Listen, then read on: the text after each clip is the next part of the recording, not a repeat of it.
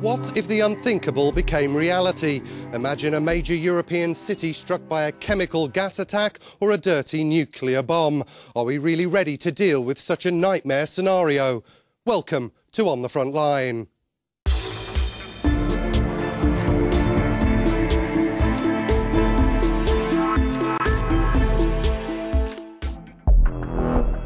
From massive terrorist attacks to major natural or man-made catastrophes, history shows how difficult it can be to predict, let alone prevent, such disasters. But when the worst does happen, what next? Limiting the potential impact of such devastating events remains a top security priority for national governments and the EU. Mock drills like this one recently held in Belgium aim to do just that. This exercise saw emergency teams from across Europe take part. Increased solidarity and cooperation between countries is seen as vital if there's to be an effective response to the complex cross-border nature of threats. Every country has tents. We can put them next to each other. What we need are doctors, nurses and equipment. We have the tents, but what we need in large numbers is the medical staff to treat the victims. Delivering such a rapid response could mean the difference between life and death, especially if one country was overwhelmed by a major chemical, biological attack, or even worse. Better common disaster planning between states in Europe is therefore seen as key, but it also raises the question: how can countries with different practices, equipment, culture and language work well together? On a practical level, is this useful? It's very useful, actually, because there are a lot of points we can learn out of this exercise. The first is the communication. We are all European models. We can talk to our colleagues. We see actually their procedures and we are forced to find solutions to work together, and that's the most important point of that exercise.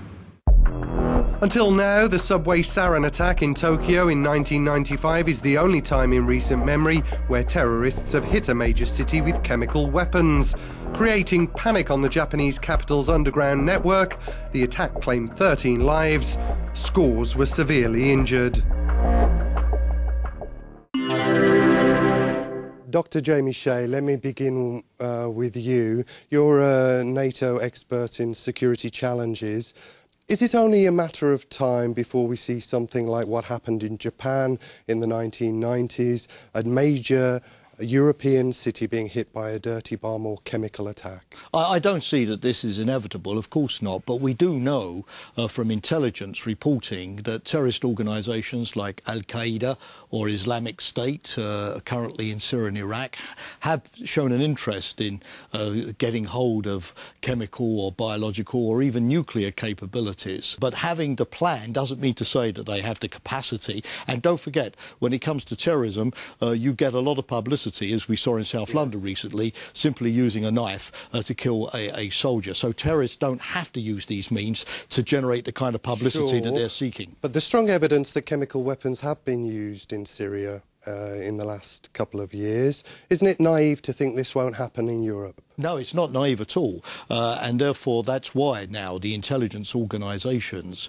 have massively increased their staff, their capabilities, their international cooperation, precisely to track these kind of events. Because you're right, terrorists show a great deal of ingenuity in being able to move from one type of an attack to another. Okay. But there are also signs that intelligence cooperation is better than it was before 9/11 in stopping many of these plots. All right, OK. Luc Ramboud, let me bring you in. You're a crisis management expert.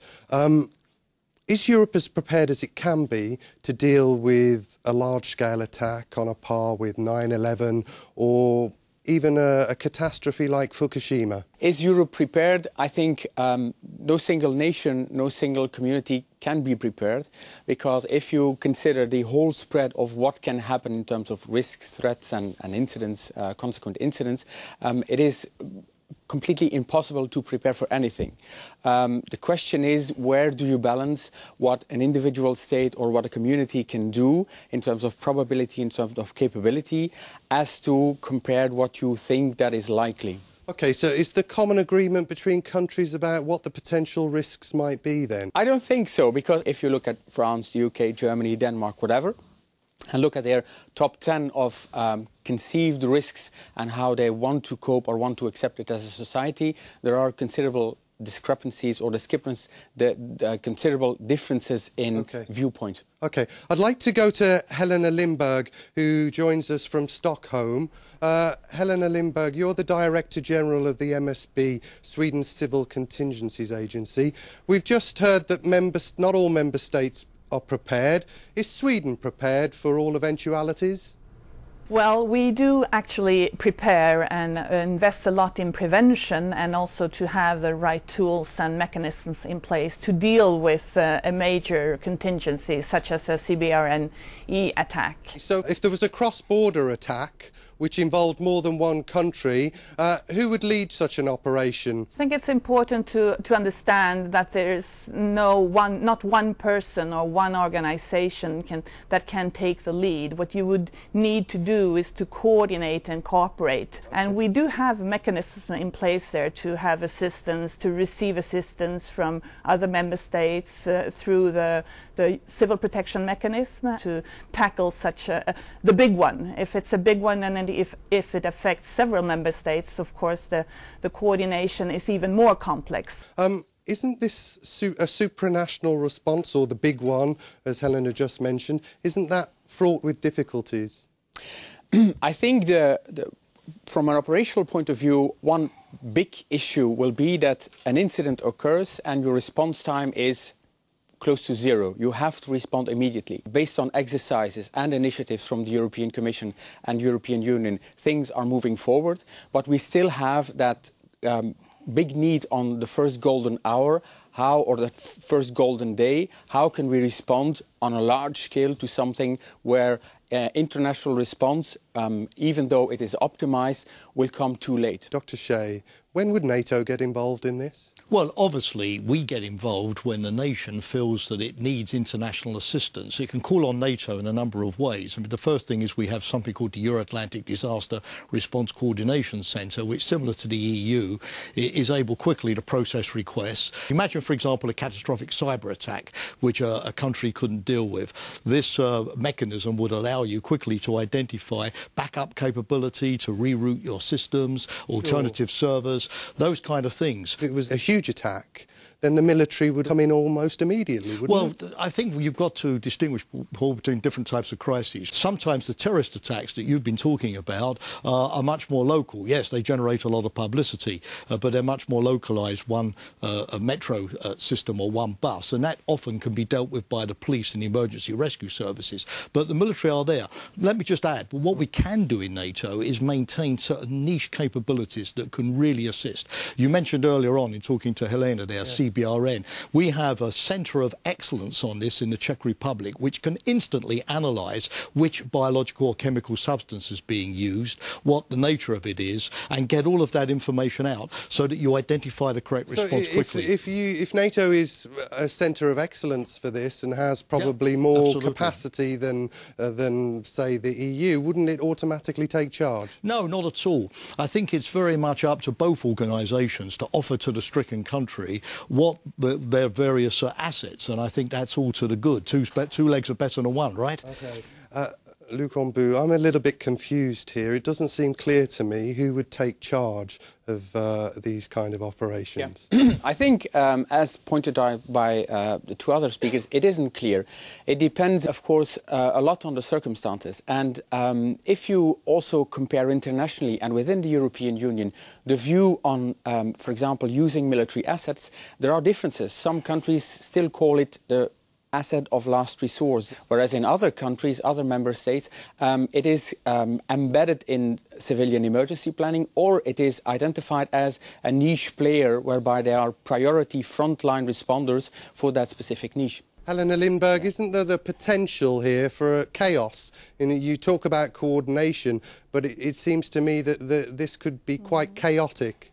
Well, if you have trained and exercised and everyone is clear about their role and their area of responsibility, it does not need to be chaotic. On the contrary, I think it would be chaotic if only one single organization would be the responsible agency or organization to deal with it.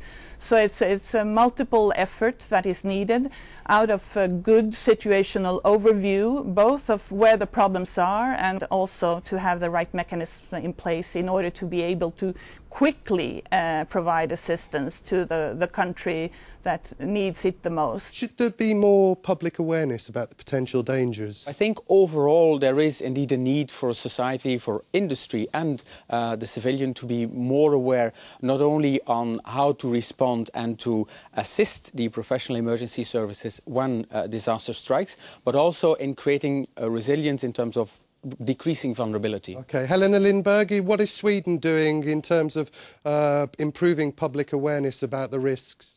This is for sure a question that lots of countries wrestle with. How do you increase public awareness and how do you have the right balance there? Because we don't want to scare everyone. We need to actually improve resilience in our vulnerable societies, and one way of improving resilience is to have the citizens that are resilient, that can actually take care of themselves in a major situation and can assist their neighbors in case of a big disaster. Let me finish with you, Dr. Shea. More needs to be done in terms of improving public awareness. Would you agree with that? Absolutely. Our citizens have to know, but of course our way of life has to go on. You can't always stop the strike, but by being well prepared and well rehearsed with good leadership and everybody knowing what their job is, you can significantly limit the damage. So in other words, we may not always be able to predict the black swan, but we can certainly clip its wings very quickly after it's happened, and that is really where crisis management has to be focused. OK, a nice moment to end, I think. That's it for this edition. You can join us on social media, YouTube, as well as euronews.com. Until next month, thanks for watching.